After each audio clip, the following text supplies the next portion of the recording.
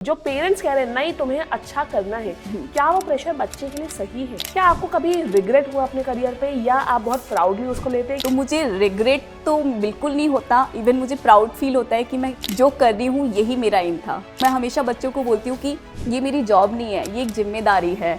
ये प्लेटफॉर्म बाकी सारे अदर ऑनलाइन प्लेटफॉर्म से कितना डिफरेंट है? सबसे अच्छा जो है वो है PW का मोटो कि पूरी तरह से ये स्टूडेंट ओरिएंटेड है। हम खुद से पीछा छुड़ा लें वो एक अलग बात है, पर जिम्मेदारियां पीछा नहीं छोड़ सकती। मतलब अपनी गलतियों से आपने ऐसा क्या सीखा जो बच्चे अपने करियर पाथ पे गलतियां ना करें? तो डूज में तो मैं यही बोलूँगी कि देखो, फील करो कि क्या ज़रूरी है आपकी लाइफ के लिए अभी। तो बेटा अगर करियर है तो सब कुछ है, करियर नहीं है तो कुछ भी नहीं है। हेलो एवरीवन स्टूडेंट्स, आज हमारे साथ हैं कंचन गुप्ता मैम। तो आज मैंने इनवाइट किया है कंचन गुप्ता मैम को और उनके साथ हम करेंगे छोटा सा इंटरव्यू, जानेंगे उनकी लाइफ के एक्सपीरियंसेस के बारे में, कैसा था उनका बचपना, कैसे कैसे उनकी स्टडीज आगे बढ़ी, क्या था उनका करियर पाथ, क्या वो बनना चाहती थी और क्या वो आज है, फर्दर उनकी लाइफ की जर्नी के बारे में जानेंगे। तो hello ma'am, a very very warm welcome to you. Hello ma'am, कैसे हो आप? मैं अच्छी हूँ मैम, आप कैसे हैं? मैं भी बहुत अच्छी हूँ मैम। तो मैम आप आज यहाँ पे CA कंचन गुप्ता मैम जो हम जानते हैं आपका नाम, आपके लाइफ के बारे में कुछ कुछ चीज़ें हम आपसे जानना चाहेंगे। सबसे पहले मैम स्टडीज से, क्योंकि हम रिलेटेड हैं, तो एक छोटा सा क्वेश्चन, जो पिछले टाइम पे जैसे आपके टाइम पे हमारे ज़माने में जो स्टडी होती थी, जो स्कूलिंग होती थी, वो टाइम की स्कूलिंग और आज के टाइम की स्कूलिंग में आपको क्या लगता है, क्या डिफरेंसेस है उसमें? मैम, स्कूलिंग की अगर बात करें तो पहले टाइम और अभी के टाइम में काफ़ी डिफरेंस आ गया है। कंपटीशन का टाइम है अभी। पहले हमारे जो पेरेंट्स होते थे थोड़ा चिल टाइप के होते थे कि बच्चा पढ़ लेगा, बच्ची पढ़ लेगी, बन जाएगी कुछ। लेकिन आज का टाइम ऐसा हो गया है कि कंपटीशन बहुत ज़्यादा बढ़ गया है। पेरेंट्स भी कि नहीं पढ़ना ही है, बच्चे को भी अंदर से फील होता है मेरे साइड वाले का इतना अच्छा मार्क्स आ रहा है, मेरा क्यों नहीं आ रहा। तो ये सब स्कूलिंग में मैं एक डिफरेंस और बताना चाहूँगी जो मेजर मुझे नज़र आता है। जब मैं पढ़ती थी तो 12th तक हम बहुत हल्के माइंड से पढ़ाई करते थे। 12th के बाद हमारे ऊपर प्रेशर आया कि CA करना है या जो भी सबका डिसाइडेड होता है। आज के टाइम में मैं देखती हूँ मैम, बच्चा 5th क्लास में आया, पेरेंट्स पहले से ही टेंशन लेने लग जाते हैं कि साथ साथ ओलंपियाड का कोचिंग ज्वाइन करा दो। JEE की प्रिपरेशन 5th-6th क्लास से साथ में शुरू हो जाती है। तो आज के टाइम का बच्चा उतना फ्री नहीं रहा, हमारे टाइम का बच्चा माइंड से फ्री रहता था। तो this is the major difference जो मुझे दिखता है आज के टाइम में। बिल्कुल मैम, मैं देखती हूँ आजकल पेरेंट्स बहुत सीरियस है पढ़ाई को लेके। मुझे याद है जब मैं छोटी थी और मेरे घर पे गेस्ट आ जाते थे, मम्मी कहती थी अच्छा पढ़ाई बंद करो, जाओ पहले पकौड़ी देके आओ। आज के टाइम तो पेरेंट्स उठाते ही नहीं, पेरेंट्स कह रहे थे भाई हमारा बच्चे तो पढ़ाई कर रहा है। तो काफ़ी चेंज पेरेंट्स को भी मुझे लगता है लगा है कि पढ़ाई की इंपॉर्टेंस बहुत ज़्यादा है। याद है मुझे मामा की शादी थी, मम्मी ने मेरे एग्जाम छुड़वा दिया था। तो बट आज के टाइम पे तो ऐसा बिल्कुल ही नहीं होता है। रेगुलर जो टेस्ट होते हैं स्कूल के, वो भी पेरेंट्स कहते हैं नहीं देने जाना ही जाना है। तो ये डिफरेंसेस तो मैंने भी फील करे। एग्जैक्टली। अच्छा मैम, ये तो बात हो गई स्कूलिंग के बारे में या स्टडीज़ के बारे में, लेकिन मैंने देखा पेरेंट्स का भी नज़रिया, पेरेंट्स की पेरेंटिंग करने का तरीका चेंज हो गया है। तो आपको क्या लगता है जो अपने समय की पेरेंटिंग थी, जो हमने देखा, और जो आज के समय की पेरेंटिंग है, क्या डिफरेंस है दोनों में? मैम, डिफरेंस तो बहुत बड़ा देखने को मिलता है। मेरे टाइम पे मैं अपना एग्जांपल देती हूँ। मेरे पेरेंट्स मेरी पढ़ाई को लेके इतना भी ज़्यादा सीरियस नहीं थे जितना मैं थी। पेरेंट्स को लगता था पढ़ लो और नहीं भी पढ़ाई होगी तो कुछ ना कुछ हो ही जाएगा। तो मुझे पता है कि जब मैं पढ़ती थी तो मैं बहुत सीरियस रहती थी कि नहीं पढ़ना है। सुबह हो गई खुद से उठना है, दिन हो गया अपने आप पढ़ने बैठना है, रात को लेट नाइट पढ़ना है। इवन पेरेंट्स बोल देते थे कि कितना पढ़ोगे, बस सब बहुत है, सो जाओ। लेकिन आज के टाइम पे मैं देख रही हूँ क्योंकि पेरेंट्स बहुत अवेयर रहते हैं, आसपास का जो माहौल है पेरेंट्स देख रहे हैं कि कंपटीशन कितना है, तो बच्चों को बहुत ज़्यादा पेरेंट्स पोक करते हैं कि बच्चा चल उठ पढ़, तुझे पढ़ना है। सामने वाले बच्चे का इतना मार्क्स आया है, तेरा क्यों नहीं आया, तेरा भी आना चाहिए। तो कभी कभी ये ओवर प्रेशर भी कहीं ना कहीं मुझे लगता है मैम बच्चे को ना सफोकेटेड कर देता होगा। तो पेरेंट्स कई टाइप के होते हैं, सबका अपना नज़रिया है अपने बच्चे को हैंडल करने का। लेकिन आज के टाइम के पेरेंट्स थोड़े ओवर डिसिप्लिन्ड भी हैं, ये कहना भी गलत नहीं है, और आज के टाइम के हिसाब से उस चीज़ की ज़रूरत भी है। अच्छा मैम, जैसे आपने एक चीज़ कही कि ओवर डिसिप्लिन है पेरेंट्स, बात बिल्कुल सही है। मैं भी पेरेंट्स को, मैं आई वॉज अ टीचर, मैंने छोटे बच्चों को भी पढ़ाया है, बड़े बच्चों को भी पढ़ाया है और कॉलेज लेवल स्टूडेंट्स को भी पढ़ाया है। मैंने एक चीज़ नोटिस करी कि पहले जब हमारे पेरेंट्स जाते थे एग्ज़ाम की कॉपी देखने तो कहते थे अच्छा बस मार्क्स कैलकुलेट कर लो, बस टीचर ने सही कैलकुलेशन किया है, चलो ठीक है, इतना देख के आ जाते थे। आज का पेरेंट पूछता है मैम यहाँ नंबर कटा है, क्यों कटा है, जरा बताइए। हाँ। तो बट मुझे ऐसा लगता है क्या बच्चे के ऊपर बहुत ज़्यादा प्रेशर बढ़ रहा है इन सारी चीज़ों की वजह से। कंपटीशन की भी तैयारी करा रहे पेरेंट्स, मतलब आप समझिए 4th 5th क्लास का बच्चा भी आज कंपटीशन की तैयारी कर रहा है। एग्जैक्टली। और वो एक कंपटीशन की नहीं कर रहा है, वो 4 कंपटीशन के एक साथ कर रहा है और बच्चा खुद से अंदर से उसके आता है। तो क्या ये प्रेशर जो स्कूल डाल रहा है, जो समाज डाल रहा है, जो हमारे टीचर्स डाल रहे हैं, साथ में जो पेरेंट्स कह रहे हैं नहीं तुम्हें अच्छा करना है, क्या वो प्रेशर बच्चे के लिए सही है इस उम्र में? मैम अभी इस टाइम पे हम ये नहीं कह सकते कि ये प्रेशर सही है या गलत है, बट आज के टाइम को देखते हुए इसकी ज़रूरत है। कंपटीशन इतना है एंड पढ़ाई एक ऐसा साधन बन चुका है जिसको आप अगर कर लोगे तो एटलीस्ट इतना सेटिस्फाई हो जाओगे कि आपका बेटा आपकी बेटियाँ भूखी नहीं रहेगी। तो पेरेंट्स के दिमाग में यही रहता है कि एटलीस्ट इतना इसको पढ़ा दें ताकि इसकी लाइफ सिक्योर हो जाए, क्योंकि पढ़ाई नहीं तो क्या, पढ़ाई नहीं होती मिडिल क्लास फैमिली के पास तो वो दूसरा कोई ऑप्शन भी नहीं होता। आज के टाइम में चीज़ें इतनी बदल चुकी है, महंगाई इतनी है, दूसरा कोई ऑप्शन नहीं है, तो इसीलिए पेरेंट्स ज़्यादा कंसर्न रहते हैं। मैं आपको एक छोटा सा एग्जांपल बताती हूँ मैम। मेरे टाइम पे मुझे अच्छे से याद है कि जब पीटीएम होती थी तो पेरेंट्स इग्नोर कर देते थे, उनके लिए उनका काम ज़्यादा ज़रूरी हो जाता था रैदर देन पीटीएम। आज के टाइम पे मेरी नीस है, मेरे नेफ्यू हैं, तो मैं देखती हूँ कि मेरे ब्रदर इन लॉ एकदम टाइम से एकदम पेटीएम अटेम्प्ट करने के लिए पहुँच जाते हैं और बच्चों पे ओवर फोकस रखते हैं। तो आज के टाइम की वो नीड है। बिल्कुल सही बात है, ये तो आपने सही कहा है। अगर बच्चा की नीड है, बच्चा वो कर रहा है क्योंकि उसके साथ वाले भी वही काम कर रहे हैं। बच्चा अगर वो नहीं करेगा तो वो पिछड़ जाएगा बाकी बच्चों में। ये बात बिल्कुल सही है। अच्छा, ये बात हो गई स्कूल की, पेरेंटिंग की। अगर हम थोड़ा सा फास्ट फॉरवर्ड रहे, जैसे अगर हम सिर्फ आपकी लाइफ के बारे में बात करें, आपका नाम as your name suggest CA Kanchan Gupta, right? ठीक, आप एक सीए थी, आज के टाइम पे आप एक प्रोफेसर है, प्रोफेसर एट फिजिक्स वाला, राइट, प्रोफेसर एट सीएस वाला। एग्जैक्टली। तो जो ये करियर है, क्या आपको कभी रिग्रेट हुआ अपने करियर पे या आप बहुत प्राउडली उसको लेते हैं? क्योंकि एक सीए एक तरफ मुझे जैसा आपका नाम बताता है कि आप कभी चाहती होंगे कि मैं एक सीए बनूंगी, आज आप एक टीचर है, एक प्रोफेसर है। तो कोई भी रिग्रेट्स ऐसे आपको? मैम सीए की एक आइडेंटिटी होती है जो कभी ख़त्म नहीं होती।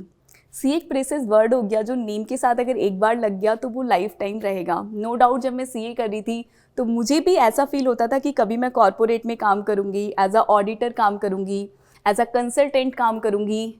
मैंने किया भी 21 डेज़ तक मैंने कॉर्पोरेट में काम किया। 21 डेज़ में मैम मुझे रियलाइज़ हुआ कि मैं इस काम के लिए बनी ही नहीं हूँ।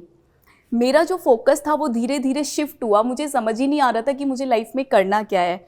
21 डेज़ के बाद 6 मंथ जाते जाते मुझे समझ आया कि मैं आखिरकार लाइफ में करना क्या चाहती हूँ। उसके बाद मैंने अपना टीचिंग करियर स्टार्ट किया। देन आई रियलाइज्ड कि हाँ मैं इसी के लिए बनी हूँ, क्योंकि यहाँ पे जो एक पहचान मिली है ना वो बहुत अलग है। सीए में ठीक है मैं कॉर्पोरेट वाला काम करती, लेकिन यहाँ पे जो बच्चों के बीच में मैं रहती हूँ, मुझे अच्छा लगता है बच्चों के बीच में रहना, बच्चों से बातें करना, बच्चों में घुल मिल के उन्हें पढ़ाना। Corporate life is just like कि आप खुश हो तो वाई यू आर हैप्पी। आप खुश कैसे हो गए? आपको तो काम करना चाहिए। आप छुट्टी कैसे ले सकते हो? आपको तो काम करना चाहिए। आप बीमार कैसे पड़ गए? आपको तो काम करना चाहिए। लेकिन यहाँ पे अगर मैं क्लास ले रही हूँ, गलती से भी अगर बच्चों को पता लग जाए कि मैम की तबीयत ठीक नहीं है, तो बच्चे मैम प्लीज़ क्लास रहने दो, we will wait for you, आप पहले ठीक हो जाओ, वो सबसे ज़्यादा ज़रूरी है। बच्चे एक रिस्पेक्ट देता है, एक वैल्यू करता है। मैं उस चीज़ को एंजॉय करती हूँ, तो मुझे रिग्रेट तो बिल्कुल नहीं होता। इवन मुझे प्राउड फील होता है कि मैं जो कर रही हूँ यही मेरा एम था। अच्छा, एक क्वेश्चन, जो कर रहे हैं वो एम था, okay, but was it by choice और वाज इट बाय चांस? मतलब ठीक है आपको कॉर्पोरेट लाइफ नहीं चाहिए थी, बट कॉर्पोरेट के अलावा और आपने ऑप्शंस एक्सप्लोर करे, या आपको नहीं था कि नहीं अगर कॉर्पोरेट नहीं तो मेरा नेक्स्ट ये है कि मुझे फैकल्टी बनना है? मैम ये बाय चॉइस ही है, क्योंकि कॉर्पोरेट लाइफ से भी पहले डिसाइडेड ही था कि फैकल्टी लाइन में जाना है, बच्चों के बीच में रहना है बेसिकली। लेकिन वही होता है ना कि कंपैरिजन आ जाता है। जब आप सीए बन गए तो आपका बाकी सबसे कंपैरिजन शुरू हो गया कि उनकी जॉब लग गई, आपकी नहीं लगी, अब तक लग जानी चाहिए थी। तो जल्दबाजी में हम कोई ना कोई डिसीजंस लेते हैं, लेकिन टाइम जाते जाते हमें रियलाइज़ होता है कि नहीं यार, we are at a wrong path, हम जहाँ पर हैं वो पाथ सही नहीं है। देन आई रियलाइज्ड मुझे चेंज करना चाहिए। जब मैंने चेंज किया देन आई रियलाइज्ड कि जो अब हो रहा है ना, दैट इज़ बेस्ट।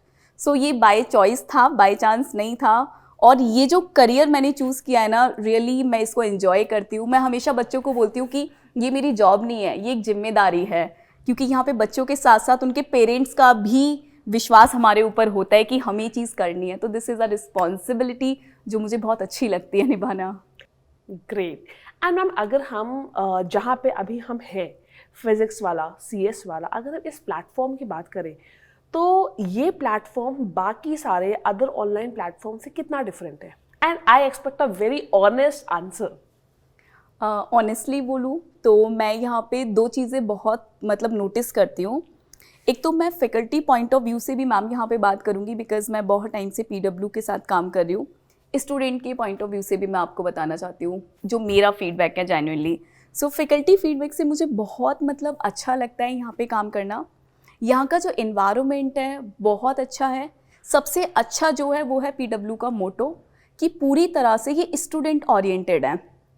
मतलब इनको किसी और चीज़ से मतलब नहीं है। फैकल्टी से सिर्फ एक ही चीज़ पूछा जाता है, क्या जो बच्चा तुम पढ़ा रहे हो वो सेटिस्फाई है या नहीं, वो बच्चा अच्छा फील कर रहा है कि नहीं कर रहा। तो सबसे अच्छी चीज़ ये है कि जिस चीज़ को आप दे रहे हो, जो सर्विस आप दे रहे हो, आप अपने कस्टमर को देख रहे हो वो 100% सेटिस्फाई है कि नहीं। तो ये चीज़ मुझे बच्चों के लिए बहुत अच्छी लगती है कि यहाँ पे बच्चा is the preference, priority student है। बैक एंड टीम मैं देखती हूँ मैम सारी काम कर रही है, ऑन टाइम काम कर रही है, कोई छुट्टी नहीं ले रहा, डीपीपी टाइम से जा रहा है, सॉल्यूशन बनाने में लगे पड़े हैं एसएमईज। 24/7 में मैम कितने सारे डाउट्स आते हैं, हज़ारों डाउट्स आ जाते हैं। सुबह उठ के मैं देखती हूँ रात भर एसएमई जाग के सारे डाउट सॉल्व कर देते हैं। सो मतलब स्टूडेंट प्रेफरेंस जो पीडब्ल्यू का है ना, वो मुझे लगता है शायद कोई और शायद इतना कर ही नहीं पाएगा। पीडब्ल्यू इस चीज़ में बेस्ट है। फैकल्टी पॉइंट ऑफ व्यू से मैं बात करूँ तो ऑब्वियसली मुझे पीडब्ल्यू के साथ काम करके बहुत अच्छा फील होता है, बहुत कामनेस रहती है। मतलब हमें जो भी चीज़ें बताई जाती हैं बहुत ही प्यार से, बहुत ही हम्बल तरीके से, सुप्रियोरिटी के साथ। मतलब ऐसा नहीं है कि नहीं ये चीज़ ऐसे नहीं होनी चाहिए, हमारे भी पॉइंट ऑफ व्यू कंसीडर किए जाते हैं। So PW is the best for the both. I would say मेरा भी सेम ओपिनियन है इस मामले में कि PW is best for the both. Students के लिए तो है ही है, वो तो स्टूडेंट खुद अपने रिजल्ट्स के थ्रू, अपने चीज़ों के थ्रू बता देते हैं, हमारे फीडबैक के थ्रू बता देते हैं। But yes, as a faculty point of view also, मैंने जो यहाँ पे बाकी प्लेटफॉर्म्स के मुताबिक जो मैंने डिफरेंस देखा, टीचर्स को जो रियलिटी में बाकी जगहों पे जो टीचर्स को वैल्यू नहीं मिलती है, पीडब्ल्यू वो वैल्यू देता है। करेक्ट है। वहाँ पे टीचर को हमेशा बहुत अच्छे से ट्रीटमेंट मिलता है, जो बाकी जगह मैंने अक्सर देखा है नहीं दिया जाता है, लेकिन यहाँ पे टीचर्स को बहुत अच्छा ट्रीटमेंट मिलता है। एंड ऑल्सो उनकी बात सुनी जाती है, उनके पॉइंट ऑफ व्यूज लिए जाते हैं, उनको रिस्पेक्ट दी जाती है। कोई बात भी बोली जाती है तो बहुत अच्छे से, बहुत हम्बल तरीके से बोली जाती है। एक पॉइंट और एड ऑन करना चाहूँगी मैम, मतलब टीचर्स का भी लाइफ स्टाइल बहुत इजी नहीं होता है, बहुत हैक्टिक होता है। हम बताऊंगी इसके बारे में भी आपको। लेकिन पीडब्ल्यू में वो चीज़ें मैनेज की जाती है by the team, by the staff, बहुत कॉपरेशन रहता है, चीज़ें स्मूथली हैंडल हो जाती हैं। Exactly that I would also say ये होता है। Exactly. हम लोग को, मतलब आप लोग के मैं बताऊँ, हम लोग को जब प्लानर बनाना होता है ना, हमसे पूछा जाता है मैम आप इन डेट्स में अवेलेबल हो, और उसके बाद में हम कहते हैं नहीं इस वाले डेट में हम नहीं अवेलेबल है। दे आर लाइक ओके ठीक, आप इस डेट में नहीं अवेलेबल है मैम, हम क्या इसको ऐसे कर सकते हैं? तो दिस इज समथिंग जो मैंने कहीं और नहीं देखा है। एग्जैक्टली ये सिर्फ पीडब्ल्यू में मिलता है। सो येस, आई वुड से ये बहुत अच्छी चीज़ है। बहुत अच्छी चीज़ है। अच्छा ma'am, apart from this, as a faculty, क्योंकि जो हमारा प्रोफेशन है, हम पढ़ाते हैं 2 घंटे 4 घंटे, ठीक, लेकिन क्या जो 2-4 घंटे हम पढ़ाते हैं, क्या वही मेन पढ़ाना होता है, उतना ही हमको काम करना होता है, या उसके पीछे की भी कोई बैक एंड स्टोरी है? मैम ये जो करियर, आप भी मैम फैकल्टी हो, आप भी समझ ही सकते हो कि पढ़ाना 1 घंटे की क्लास होती है, लेकिन उस 1 घंटे की क्लास के पीछे रातों की मेहनत लग जाती है। मतलब अगर मान लो सुबह 8 बजे क्लास है तो रात को पहले पूरा कंटेंट बनाया जाएगा, कंटेंट ऑलरेडी बना हुआ है तो उसको रिफ्रेश किया जाएगा, उसमें एग्जाम्पल्स अपडेट करने हैं कि क्या नया मार्केट में चल रहा है, बच्चे को हम कैसे लिंक कराएं। तो पूरा कंटेंट बनाना जो हम 1 घंटे में पढ़ा रहे हैं उसमें 4 से 5 घंटे की मेहनत लग जाती है एक क्लास में। या फिर हम कोई वीडियो बना रहे हैं, कोई शॉर्ट्स बना रहे हैं जिसमें हमने सोच रखा है कि 59 सेकंड में मैम बच्चे तक हमें पूरी बात पहुंचानी है 59 सेकंड में। तो उस 59 शॉर्ट्स के सेकंड के पीछे मैम कम से कम 50+ रीटेक होते हैं, कम से कम 10 पेज भर जाते होंगे कि ये मेन पॉइंट है। वो 59 सेकंड के पीछे कम से कम 2 से ढाई घंटे का मेहनत होता है। 1 घंटे की क्लास के पीछे 6 घंटे का मेहनत होता है कम से कम। सो टाइम टेकिंग है। मैंने वही बोला कि अगर आप इस प्रोफेशन को पसंद करते हो तो यू विल इंजॉय एवरीथिंग। आप जितनी भी मेहनत कर रहे हो आपको सब करने में मज़ा आएगा। अच्छा, अगर हम सोशल मीडिया की बात करें, हम अक्सर बच्चों को बोलते रहते हैं बेटा ज़रा सोशल मीडिया मत यूज़ करो, ज़रा इंस्टाग्राम मत चलाओ। आपका क्या इस पे कहना है? मैम सोशल मीडिया और इंस्टाग्राम मतलब ये एक ऐसी चीज़ हो गई है ना जो आज के टाइम की ज़रूरत बन चुकी है। इंस्टाग्राम और सोशल मीडिया, फेसबुक, यूट्यूब, ये सब चीज़ें अगर टाइम आपका सेव कर रही है तो दूसरी और वेस्ट भी कर रही है। बीइंग अ फैकल्टी मैं भी अपना टाइम इन पे देती हूँ। अगर मैं टाइम नहीं दूंगी मुझे समझ ही नहीं आएगा चल क्या रहा है, मैं आउटडेटेड हो जाऊंगी। आसपास की इन्फॉर्मेशन, आसपास की जानकारी, ये सब मुझे कहाँ से मिलेगा? तो सोशल मीडिया मेरी लाइफ की नीड भी है। कनेक्टिविटी चाहिए, बच्चों के साथ कनेक्टिविटी चाहिए, तो सोशल मीडिया नीडेड है। बच्चों से हम बोलते हैं कि अभी मत सोशल मीडिया यूज़ करो, पहले एग्ज़ाम दे लो, सोशल मीडिया तो वेट कर रहा है, वो तो करना ही है, ज़िंदगी उसी पे ही कटनी है, तुम्हारा दूसरा घर वही है, लेकिन अभी आपका एग्ज़ाम है तो अभी एग्ज़ाम दे लो।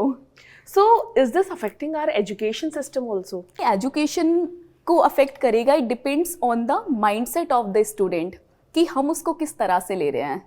जैसे मेरे टाइम पे भी होता था, मेरा टाइम कोई बहुत पुराना ज़माना नहीं था, अभी कुछ ही साल पहले की बात है। सोशल मीडिया तब भी होता था, फेसबुक तब भी होता था, इंस्टाग्राम तब भी होता था, लेकिन मुझे याद है इंस्टाग्राम पे अभी मैं 2-4 साल पहले ही आई हूँ, बहुत पहले से नहीं थी। लेकिन फेसबुक मुझे कितनी देर चलाना है, मुझे व्हाट्सएप कितनी देर चलाना है, कौन कौन सी इन्फो मेरी काम की है, ये मैं डिसाइड करूँगी, ये सोशल मीडिया नहीं डिसाइड करेगा। बहुत सारा डेटा है सोशल मीडिया पे, बट सारा रिलेवेंट नहीं है। बहुत सारे लोग हैं, सारे काम की नहीं है। तो हमें डिसाइड करना है कि कितना हमारे लिए ज़रूरी है। अगर आप उसको इफ़ेक्टिव वे में यूज़ कर पा रहे हो, समझ पा रहे हो, तो सोशल मीडिया आपको बहुत आगे ले जाएगा। लेकिन अगर आप नहीं समझ पा रहे हो तो सोशल मीडिया मुझे लगता है आपको शायद कहीं का नहीं छोड़ेगा। एग्जैक्टली। अच्छा, अगर हम इसमें सिर्फ आपकी बात करें तो आपका कितना यूजेज रहता है इंस्टा और एफबी पे? हमारे बच्चे जानना चाहते हैं आखिर। अभी की मैं बात करूं मैम, ऑनेस्टली मुझे फेसबुक खोले हुए सालों हो गए होंगे। Oh my God, seriously? Exactly right. मैं याद कर पा रही हूँ, मैंने फेसबुक शायद लास्ट टाइम 1 या 2 साल पहले खोला होगा, तो मैंने नहीं खोला है। हाँ, इंस्टाग्राम की बात रही तो सोशल मीडिया, इंस्टाग्राम आजकल हम सबकी लाइफ में एक इम्पॉर्टेंट बन गया है, जहाँ पे हम अपने बच्चे के पास अपनी इम्पॉर्टेंट इन्फो पहुँचा सकते हैं, डिलीवर कर सकते हैं। पर ऐसा नहीं है कि मेरा पूरा दिन जाता है, क्योंकि ऑब्वियसली क्लासेस रहते हैं, शॉर्ट्स रहते हैं, जेनेरिक रहते हैं, बच्चों के साथ मेंटरशिप सेशंस रहते हैं, वीडियो सॉल्यूशंस रहते हैं। तो फिर भी मैं कोशिश करती हूँ कि आधा घंटा अपना दिन का उस पर दूँ, ताकि वहाँ पे भी मैं कुछ वैल्यू ऐड कर पाऊँ। दैट्स ग्रेट, वो तो बहुत सही चीज़ है। अच्छा, जैसे हम लोग कई बार होता है CSCT का एग्ज़ाम है, XG की भी तैयारी करवानी है, साथ साथ और भी बैचेस चल रहे हैं, बहुत सारा प्रेशर है।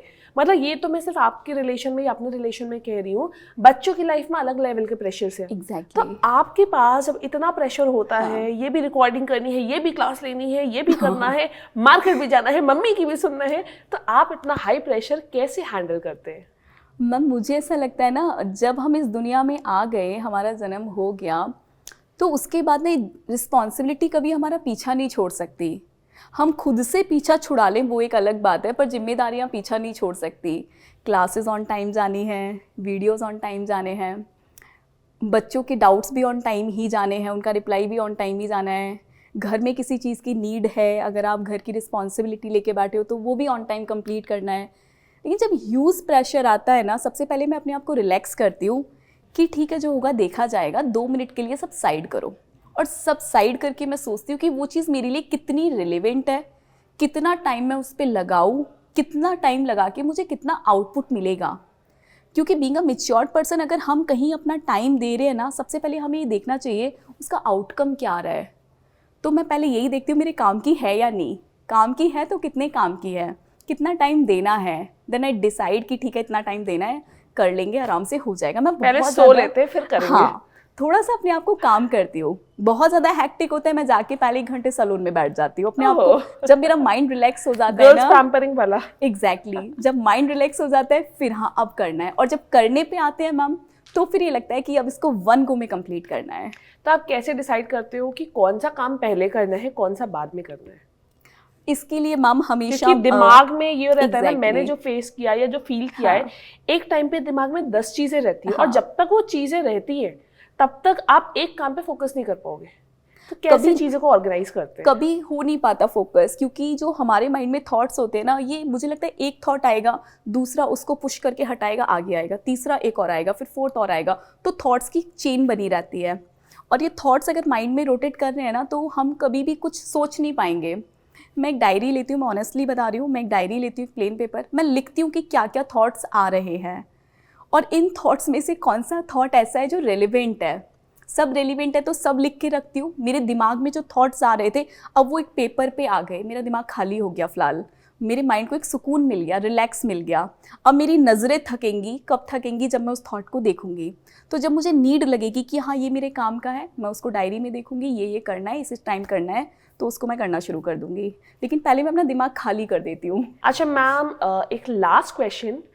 अब आप बच्चों को, क्योंकि हमारे बच्चे अब आगे जा रहे हैं, अपने करियर के टुवर्ड्स बढ़ रहे हैं, ऐसी वो कौन सी बातें हैं जो आपने अपने जो ये 20s है उसमें सीखा, और आप बच्चों को बताना चाहते हैं कि बेटा ये काम बिल्कुल मत करना और ये काम जरूर से करना?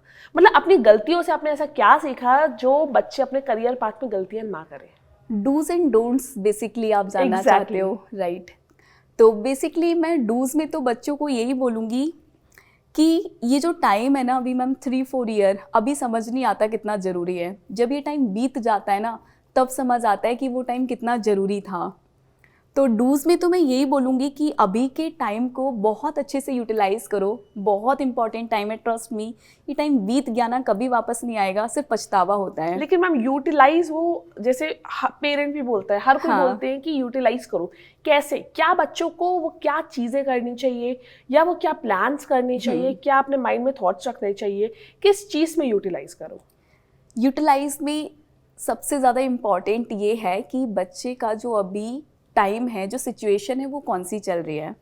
अगर मान लो मैम बच्चा पढ़ रहा है, 6 महीने बाद पेपर है, तो दिस इज़ द टाइम कि आप उसको पढ़ाई पे दो, करियर बनाओ, गोल अचीव करो।